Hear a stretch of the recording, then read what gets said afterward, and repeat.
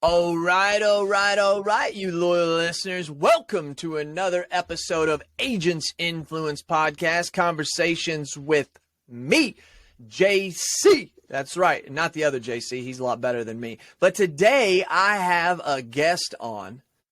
Oh, loyal listeners. Oh, boy. It was around 2014. It was in February. And there was a man by the name of Chuck Blondino that called me and said, Jason, I've been doing this study with these agents in the Northeast. It's with Safeco. And I think we've got some results that the independent agent needs to know. And Jason, they need to know this because it's going to help them grow. And be honest with you, at the time, Chuck, you said it was mind-blowing to you what you guys had learned. We did the podcast, which I can't remember the name of it. It's a funny name.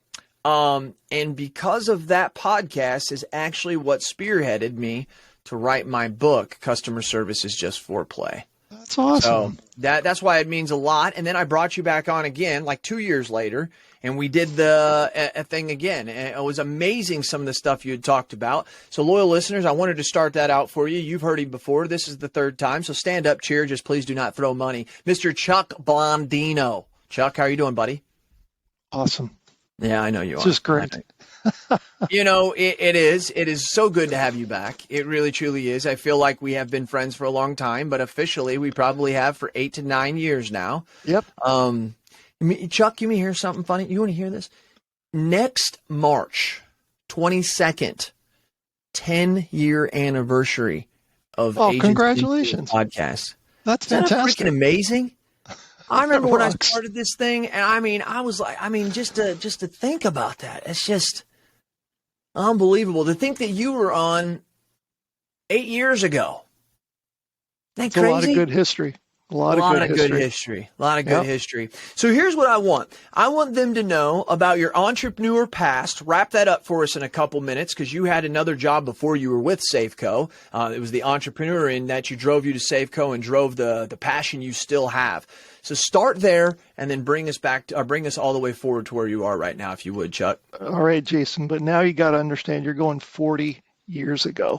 Well, that's okay. So both my parents were teachers, and I told them both in my third year of college that I wanted to drop out and go run my own business. I mean, you know, they, to their credit, the 100% support.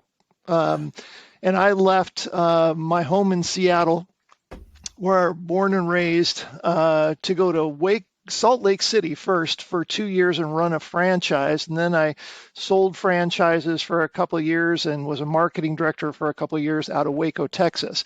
But that Salt Lake City experience, I think, is what you're talking about.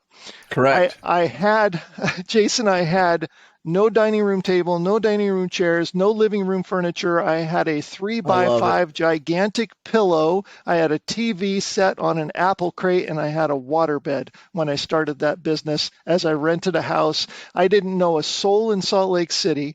But in 18 months, I grew it to a 6-truck operation with 8 people in the phone room. 40 years ago, you could have phone rooms. That really dates me.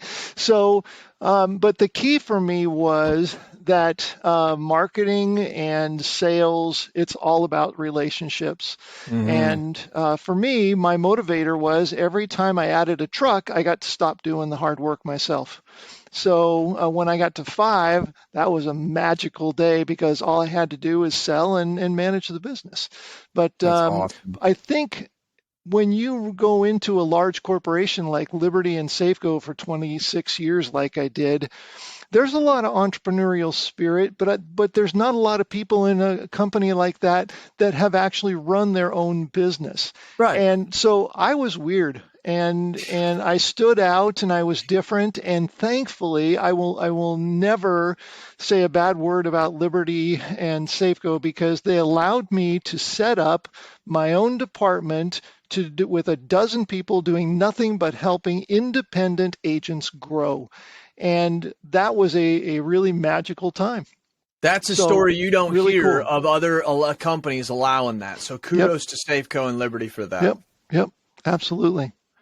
So yeah, go ahead. Keep going. No. Because you went to Safeco and then you started doing this stuff, and then you said, "Hey, we got to create these meetings." So it was actually Northwest, not Northeast, but in the Northwest, no big deal. In the Northwest, here's the challenge. It was 2005, 2006. The Yellow Pages was basically the only marketing tactic that agencies were using, and it was dying quickly. We still had to grow. We had to figure it out. And so back then there were, everybody was flat, retention was dropping, and we had to find bright spots. And there were 9 agencies that were growing double digits, and they had retention at or above 90%. And they were doing 5 things. They were sending out newsletters, e-newsletters, welcome kits, and they were doing referral programs and putting testimonials on everything that went out the door. They were doing a lot of other stuff, but those were the 5 common things. And that helped me create Customers for Life, where we weren't sharing secrets. I wasn't telling people how someone would get the niche of the floral industry, for example. I wasn't giving away that kind of stuff. But these agencies wanted their peers to succeed because everybody at the time was really worried about the independent agent channel. The success in the Northwest agencies, we went from 9 to over 175 agencies in a couple of years that were doing these things.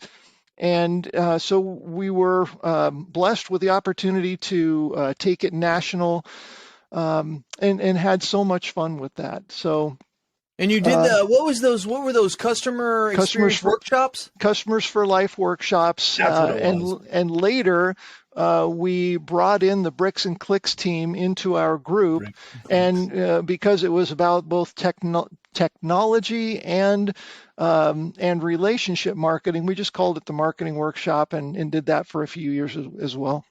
I know, but Chuck, it was so much more than that to us. Yes. Yeah, especially to us young agents. I mean, here we go. We're talking, I'm 35, 36. And to me, it's like I've been in the industry for 10, 11, 12 years. I know this stuff, but you know what's great about this, Chuck, is that everybody looks at the young and they say, oh, well, they get this, right? Here's the deal. I knew there was a better way, but even as a young person, I didn't know what it was, right? It took the wisdom of someone like yourself who had been an entrepreneur, now been in my shoes on the opposite side as a partner now, and being able to say, hey guys, have you ever looked at it this way? And that was the thing to me and Brent Kelly and to Ryan Hanley and to Joey Gingola to be like, yeah, that's what we've been talking about, right? Because now it was more than just sitting at our meetings at our agency telling our agency owner, like, man, we should do something different, right? And that was the beauty of the study that you started to tell, and then which created Customers for Life workshop. Is that what you said? Yep. And one of the really cool things that I was able to do was the national studies that you're referencing. So in the Northwest, I mean, I took the top 25 growth agents and I did a study of the top 25 and shared what they're doing. When we went national, I had access to hundreds of agencies that were killing it. And so we some years it was 250, some years it was 500. We did the study and separated it into large and small, but those studies gave me so much perspective. I think, Jason, the other thing that gave me the perspective that I have today is during the years as a sales manager, where I managed 6 or 7 different territory managers. I was a territory manager as well, as a marketing director. I went on over 4,500 agency visits over a dozen years. So I was in agents' offices. By the way, which that may not even be possible today with so many people operating out of their homes, right? Good point. But that was so cool to get to go in, find out what they're doing, hear their story. And what I really look at when you talk about being young and having that entrepreneurial spirit, one of the biggest challenges in the industry is you go in, you sell, you service, you deal with the chaos every day. And as the business grows and there's more to service, you're still trying to sell just as much and you've got more chaos coming at you. People don't understand that to get to the next level, they have to find time to think. Just time to say, where am I going? What are my goals? What are my dreams? The number of dreams from agency principals that have faded into almost nothingness because they don't take that time to say, here's where I want to go. This is the date I want to get there. This is my perpetuation plan. This is how I get out. The business is my vehicle for my life, not the business taking my life as its vehicle to growth, right? Holy shit. Back up. That was beautiful. Well said, Chuck. It's so real though, right? It's like, so how in that midst of all that chaos do you figure it all out? And so Jason, I retired in January of 2021, and I played so much with my grandkids and my wife and I here doing our date days, and I golfed a lot more. I dropped my handicap 4 strokes, but after 9.5 months, I said, I've got to have a little more purpose. I've got all this stuff in my head. I love independent agents. Where I get my energy is from helping people grow. And the challenge with those workshops, is 130 slides over a 6-hour time frame, averaging 2 minutes a piece. You walk away with these feelings of, oh my gosh, let's go knock it out of the park. Now, what did he say?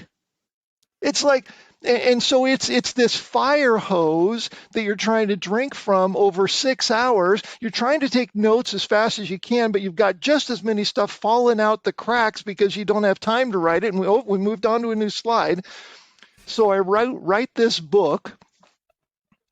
And it took me from October 15th a year ago to hitting the send to Amazon and publish button October 14th the following year. Just this year, 2022, I write the Remarkable Insurance Agency, increasing revenue while having fun with clients, community, and marketing. That book allows you to take a sip from the fire hose, read it at your own pace, write as many notes as you want, have all these brainstorms firing off in your head, capture all of them, and be able to move forward. So I'm so excited to see what agents can do with that. So I'm one of these geeks that always likes these things. And I'm actually, yes, little listeners, I am typing while he does this, because I want to look up the definition, because I'm this kind of guy, of remarkable. See, because I'm one of these guys, and I like this because it means a lot. Why did you use the word remarkable?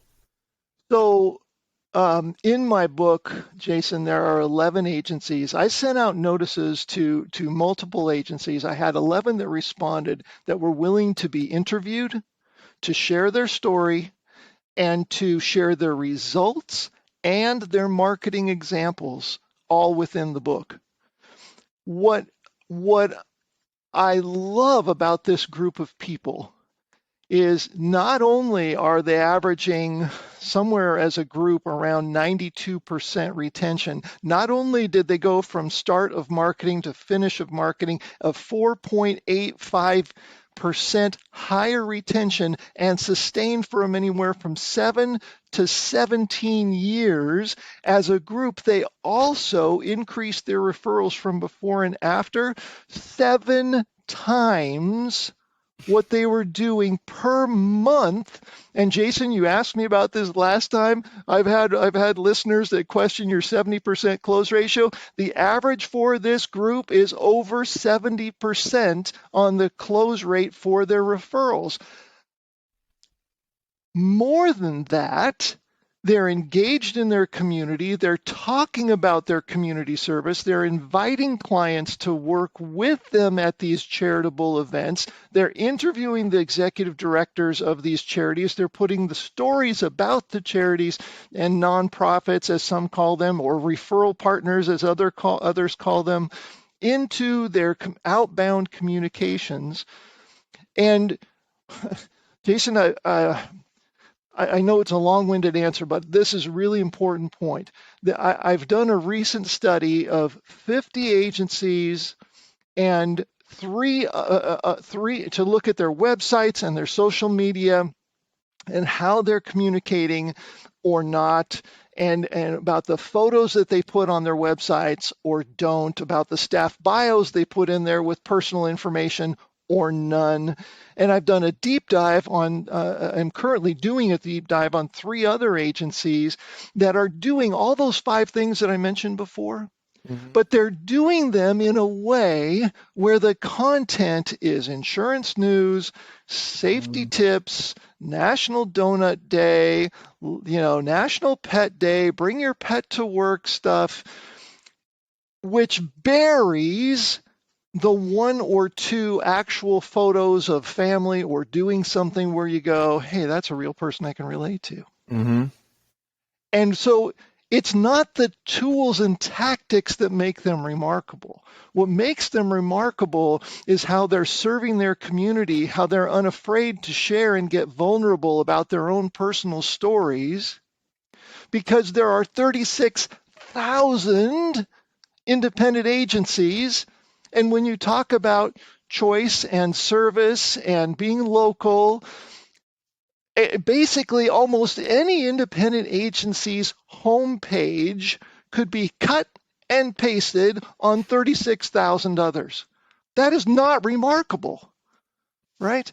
So, and that's not even including the hundreds of thousands of others that are direct and captive or exclusive that you're also trying to differentiate from. So I think the remarkability for me is that community service and the way that they're communicating with clients to let them know who they really are. Well, here's the deal, Chuck. It's hard to believe you because you're boring. You have no passion about this. Yeah, well. I mean, gosh, can't you just hear it, loyal listeners? So here's the deal. So I asked you that, loyal listeners, everything that he just said, the definition of remarkable per the Webster's Dictionary, it's Merriam and Webster's Dictionary, I guess. Did they get married or did they get bought? Anyways, worthy of being or likely to be noticed, especially as being uncommon or extraordinary, or some call it extraordinary, right? So that's it. It's exactly what you just said. I looked at different things. I put the data together, and these people stood out as being extraordinary. So great name on the Remarkable. And I'm one of these guys. So you got the Remarkable Insurance Agency. I was trying to think of like the acronym, but that's TRIA, which that would just totally confuse agents because they think it'd be terrorism, so you can't do that. So anyway. Things I never thought about before writing the book. Thanks, Jason. Oh, man. Yeah. So anyways, this is great. So just because I know some of this stuff, but share everybody else does. When's the book come out? Is it out? How can they get it? Yeah, it came out October 14th, and it's on Amazon in paperback only. I learned so much. So basically, if you go to Amazon and you type in the Remarkable Insurance Agency, or if you go into Amazon and you type in Chuck Blondino, it will pop up either way. Okay. Chuck, you're using some of your time with the grandkids when you're not with them. You're going to maybe do the audio book. You record it yourself. That'd be cool, right? I got lucky and had a really fortunate thing happen 4 months ago in that Mike Stromso asked me to come and speak at his Unstoppable Boot Camp UPP last month. Yep. And that gave me an impetus and a goal to have that book ready and available before the conference. And I spoke on the 29th, just a few days ago, right? Good. So the cool thing is that it's available. I thought there was so much more that I thought would be super easy about putting out a book. Like I thought, okay, so then you take your paper book, you download it into an ebook and you send it out and then the ebook's ready. It's like I tried you can only use iBooks if you use the Pages app. And then when I download download from Word into Pages, like the whole thing just got totally destroyed. I'm going to have to rewrite 318 pages of resource. Yes. But People don't understand that every format has a different format. Oh my gosh. So we have to pay somebody to make it in ebook format, make it in hardback. I mean, yeah, I'm with you. It was unbelievable. And then a couple months to do an audio book. So I haven't started either the ebook or the audio book yet, but I'll get there eventually. Yeah. I was just curious. Yeah. Yep. One thing that I know about the one thing I remember about writing my book is I remember editing it, right? Because I had an editor. So how I wrote mine is I walked around in my backyard and I opened up Google Docs and I hit record and I would just sit there and just talk and it would type it out. And then I would send it to a guy by the name of Brian Appleton and he would put it together structure wise. And then at the end, we got an editor, right? Ironically enough, he ended up marrying the editor, still married to her, and they got kids. Crazy shit, isn't it? Yeah, true story. So that's how it happened. But every time he would edit it or she would edit it, they'd send it back to me. I got sick and freaking tired of reading my book. I mean, after reading it like 30 times, I'm like, okay, I don't want to read it anymore. I mean, I'm not even trying to get them to edit it anymore because I just want to get it out of my hands. I don't know if you've experienced that same thing. Absolutely. Or even that I had to hire a professional editor and how much red ink there was when you hire a professional editor with your book. And you think it's almost ready to ship. You think it's ready to go. Oh, yeah. And so I think I chopped out 3 chapters. Some of the 11 agencies looked through the whole thing, thankfully, and said, it takes you a little long to actually get to the meat of stuff. So I chopped 3 whole chapters, and it's a much better book than it would have been. But yeah, book writing, being an author, is interesting. Yeah. Chuck, one of the things that I don't get it as much today, but I got it for many years after the podcast that you and I did, was one of the statistics on referrals. It was somewhere along the line that most agencies get 1 referral for every 1,000 clients they had. I can't remember what it was. I can tell you exactly what that is. Yeah. Go ahead, Chuck. Tell about it. Hey, loyal listeners, if you didn't listen to this listen to this shit right here. This is real life stuff. Yeah. So what's really cool is not that I studied the referral. So sorry, this book drives so much revenue, and it doesn't matter how you sell or how you bring in the customers in the beginning. The retention at the end of it is the same for everyone, as is what happens to your clients as you're marketing this way, and how do your referrals grow? So it starts, Jason, at one in every 750 clients, and I've got too many things to share with you. So it starts at 1 in every 750. If you start marketing occasionally, and you put out something like once a quarter, and you're letting people know who the charities are that you're working with as your quarterly charity partners. You might send an e-newsletter occasionally. Your newsletter might be, doesn't matter if it's postcard, 4-page, 2-page, but you're talking about your referral program once a quarter. You're sharing what you're doing in the community, in your social media. You might blog a few times about it, but there's just nothing consistent with what you're doing.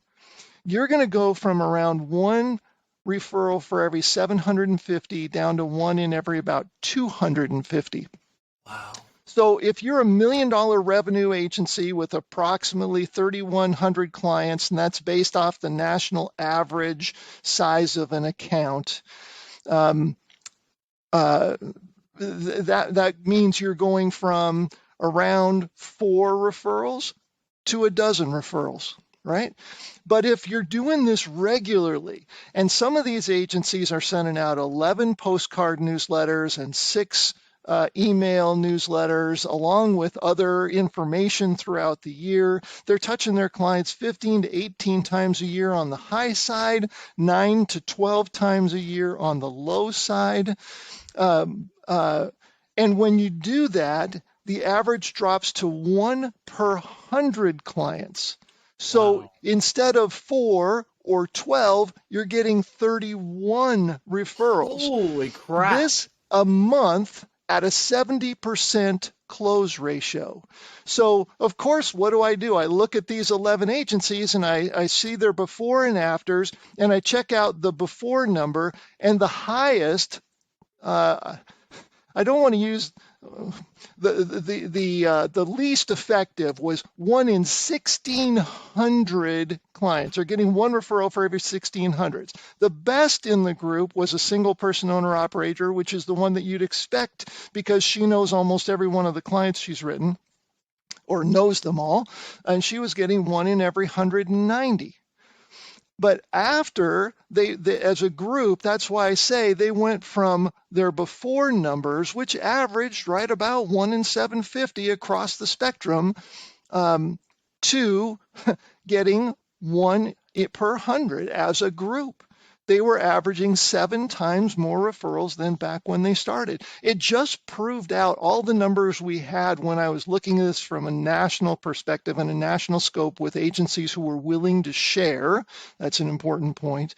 So there's just some really stunning factors here that go into driving it. And Jason, I want to talk just for a second about how can you get that many referrals from the same group of clients?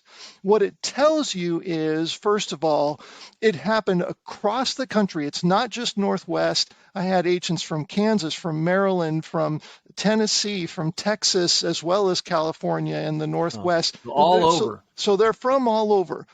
What that tells you is, if you will become remarkable in how you communicate, how you help your community, and get vulnerable, sharing more about who you are, because that's the one thing that cannot be copied. That is your ultimate differentiator, is your story of you and who you are, right? Mm-hmm. So if you will do those things, those clients that are currently give you whatever they're giving you can get you to 1 per 100 clients referrals, and it happens everywhere.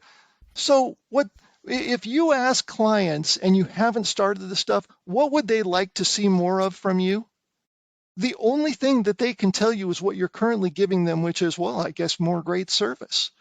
It's Ford saying, what would my customers have said? They want faster horses, right? I think you probably told me that years ago, Chuck. Yes, I love that shit. If that's what you ask them and you haven't shared with them what it can really be like to be with an independent agency, then they won't know the difference. They go out of their way to not just know, like, and trust you. It's to become advocates who go out of their way to look for people. They want to support you because they're proud of you, and they like you, and they feel like this feeling I have of working with this agency is unlike anything I've had before. I want other people to have that too. And that's where it comes from. I've got an agency up in northern Washington, right by the border. It takes up 3 towns to get 7,000 people. They're averaging 22 referrals per month. Wow. It's so it works anywhere. It's Is that really up around cool Bellevue stuff. area? It's Bellingham, much farther north by the border. It's 30 minutes away from Bellingham. There are more cows than people in this area. Okay. It's called Sumas, Everson, and Nooksack, the Kelly Insurance Agency, Kelley. People should look them up and absolutely do anything they can to copy their staff biographies. Look up the people on kellyinsurance.com. Check it out. Wow, that's fantastic.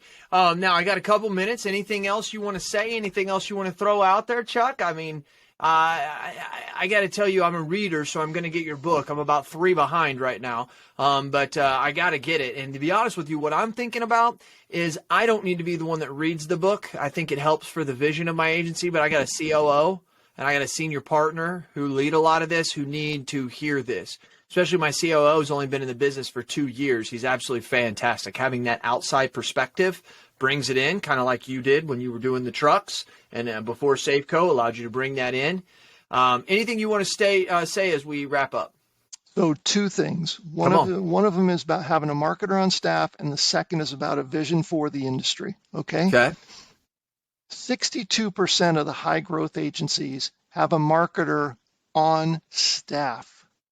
Not just have a marketer that they work with externally. It's someone who's on your team that you can talk to. The agencies who use external marketers, I go and talk with their marketers, and they say the biggest complaint that they have is that the agency won't give them the vulnerable stories, won't tell them about the charities they're working with, I can so believe that they that. can get effective. If you have someone on staff, they can tell your story, they can be with you at events and photograph it, put stuff on social, but it's all for you that they're doing. And it's about 20 hours a week. You can do amazing things. Second thing is about the vision of the industry. The market share has improved in the last few years.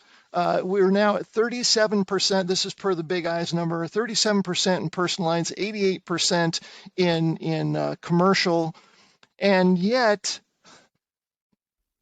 if the entire industry were doing this, and every single agency this would work for, it applies across the board. Again, no matter what you sell or how you sell it, retention and referrals are the same. And so my vision is, why are we sitting at 37% market share when independent agencies have the best method of selling insurance to any client, personal or commercial? We should be dominating the personal lines marketplace. We should be not only regaining the 7% that we've lost in commercial, but getting that up to, there's no reason why we shouldn't be working having all of the market share in commercial. You're just a better way to do it. Can you imagine the people that are spending the $12 billion on advertising against independent agencies right now? Can you imagine what would happen if the entire independent agency channel lifted their retention by 4 full points? They would be calling their marketers into their conference rooms and saying, what the heck is going on? We are spending billions to win, and yet these guys still are holding in there like Rocky Balboa. What is going on? Yeah. Right? That's what I see, is everybody has that chance to grow if they start applying this stuff. Nice, Jason. Oh my gosh. It's just beautiful. It's a thing of beauty. I really greatly appreciate you having you being in this industry. You said 2 things. You said a marketer. Was there anything else, or that was that market share? Marketer, and then the second thing is the vision for the future. And my vision is we retake market share. Gotcha. And everybody growing and starting to have the freedom they deserve, rather than feeling like their business is a straitjacket. That's right. One of the things Billy Wagner, who's in my he's Brightway agent down out of Florida, fantastic agent, brilliant and smart, 30, 40, 50 million in premium. He said, son of a bitch, I'm too young for that to happen. I'm so glad it happened to you and not me. I'm so bad. I was trying to make sure that, okay, Billy Wagner, gosh dang it. What did you just say? You said something. Oh, he talks about autonomy. He says the whole reason why we do what we do and why we build what we build is so we can do what we want to do and give the vision to the agency. But yet we are all, as you said, in a straitjacket, and we're actually getting the opposite of what we're actually really wanting to do, which is why people sometimes are miserable in their job. Chuck, I can't get it. I can't grasp what an insurance agent says, like, this is a terrible job or whatever, because all the agents I hang around, and I'm talking in my office and outside my office, would be like, I don't have a job. Like, I don't really have a job. Like, this is just something I enjoy doing, right? And what's amazing is we're in an industry that during COVID, when the bottom of our economy and world fell out, the average agent grew like 10, 12, 15, 16%. It was more than that in some cases, you know? Be careful with 2 things there, Jason. Number one is 2021 average premium increase was 9.3%. The actual growth rate policy count, plus or minus 2%. I hear all those big numbers. Man, there were some great rate increases. Plus or minus 2% is what typically happens among the independent agent channel. And the second thing is the people you hang out with and the people that I hung out with at the UPP conference last week, holy cow, amazing people. The nuggets that were thrown around, just incredible. Unbelievable. The gap is widening between the forefront folks and the rest of the pack. and they need to get started. They can win. They can start right where they're at. This snapshot in time from right now, they can still win. But they've got to start taking action. It's taking some time to think about where they're going. Chuck, you told me one time that if you grow your agency at least 15% and you do it 5 years in a row, you can double your agency. Way to go, Jason. I say it all the time. When it comes to insurance, man, I'm a sponge. I just love this shit so much. I really do. Great. Chuck, greatly appreciate you. I already gave the claps. Everybody wants to do it again, but please sit down. Chuck has got to go. Chuck, I greatly appreciate everything that you do. I have a love, a desire, and a burn for the independent insurance agent. When I find people like you who have the passion, who have the care to do what you do, to take your time. I mean, your grandkids, I know you still spend time with them, but to realize that you have stuff to give an industry that has given you so much and has continued to give people much. Loyal listeners, you hear me say it all the time. I say that insurance has taken me places that I never thought I'd go. It's given me a life that I never thought that I'd give, and it's given a life that I never thought I would give to my family. And I'm proud to say that I want to give back everything I can, and I want to lead just like Chuck Blondino did. I am the Andrew Carnegie. I was thinking of this, actually. I am the Andrew Carnegie, and so are you. There's so many out there. Andrew Carnegie said, I want to spend the first half of my life collecting as much money as I can and the second half giving it all away. What have we done? What are we doing? Collecting all this information and now just giving it away. Except Amazon does cost a lot of money, so Chuck's got to charge something to pay the bills, right? So it makes sense. Chuck, thank you very much for your time. Okay, Jason, thank you. Loyal listeners, you know what I do because I do it for you. Tell me your thoughts and tell me your ideas, and I'm going to tell the world what you have to say. This has been Cass. He's Blondino, and we are out.